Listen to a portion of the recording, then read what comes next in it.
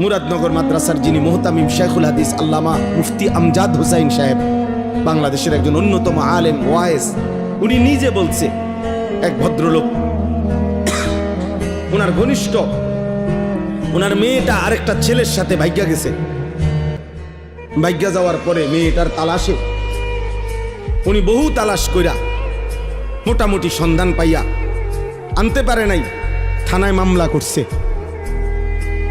কসম আল্লাহর, উনি নিজে বলছে ওই মেয়েটা মেয়ের বাবার কাছে চিঠি লিখছে, একটা চিঠি পাঠাইছে।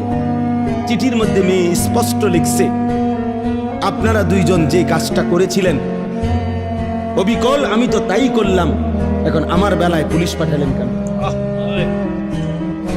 আমার বেলায় থানায় মামলা কেন? আপনারা বাপ মা তো ভাগ্যা গিয়েই বিয়ে করছেন, এখন আমার বেলায় থানায় পুলিশ পাঠালেন কেন, মামলা দিলেন কেন?